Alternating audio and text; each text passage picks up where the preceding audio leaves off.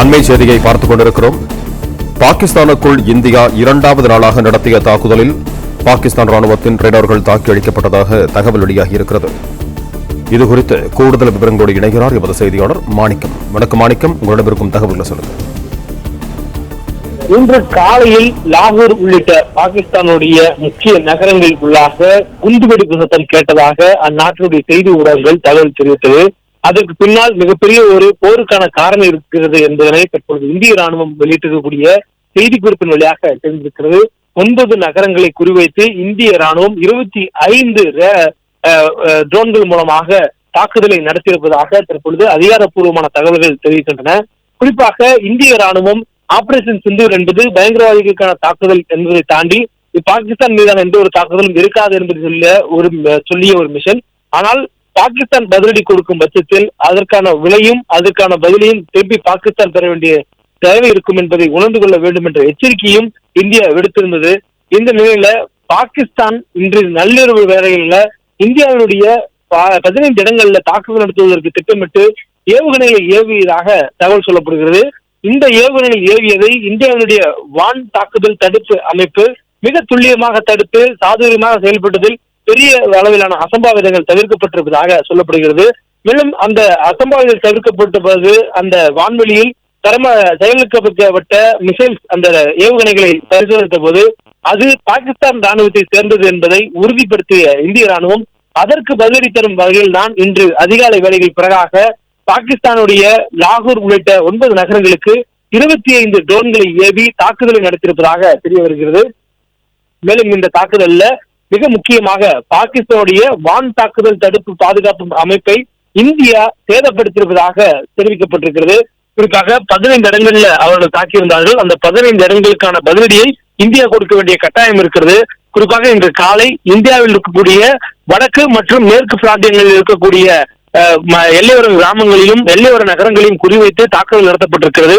அவந்திபுரா, ஸ்ரீநகர், ஜம்மு, பதான்கோட், அமிர்ஸ்டர், கபூர்தலா, ஜலந்தர், லூதியானா, அதம்பூர், பத்திண்டா, சண்டிகர், நல், பல்லோடி, உத்தரகாய் மற்றும் பூச் ஆகிய பகுதிகளில் நோக்கி தாக்குதல் நடத்துவதற்காக ஏவுகணைகளை பாகிஸ்தான் ஏவி இருக்கிறது.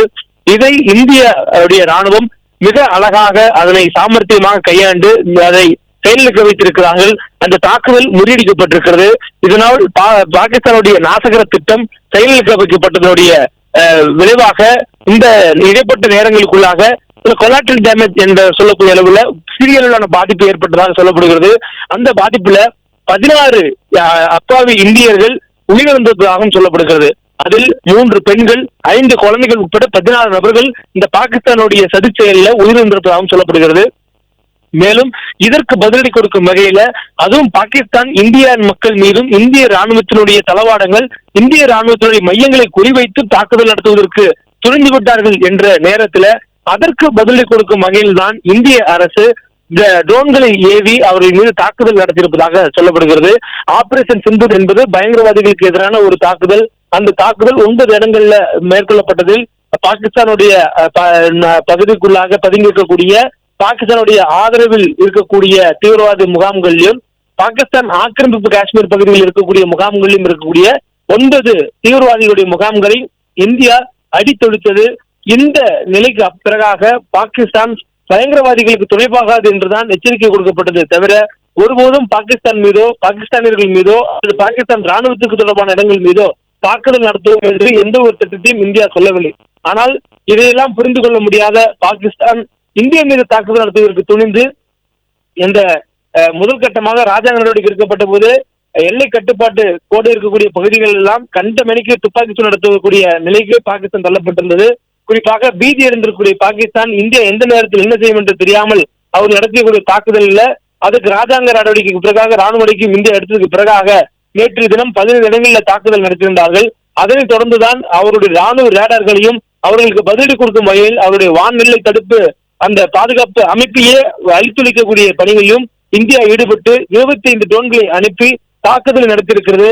லாகூர் உள்ளிட்ட 9 நகரங்கள் நடத்தப்பட்ட அந்த தாக்குதல்ல லாகூரில் இருக்கக்கூடிய பாகிஸ்தானுடைய மிக முக்கிய வான் பாதுகாப்பு மையமான அந்த பாதுகாப்பு மையத்திலே அந்த தாக்குதல் நடத்தப்பட்டதில் 4 பாகிஸ்தானியர்கள் தாக்கப்பட்டிருப்பதாகவும் கூடுதலாக அந்த பாகிஸ்தானுடைய ராணுவ கட்டமைப்பில் இருக்கக்கூடிய மிக முக்கியமான வான் தாக்குதல் தடுப்பு பாதுகாப்பு மையம் என சொல்லக்கூடியது அதையும் இந்தியா அழித்தொழித்திருப்பதாக சொல்லப்படுகிறது.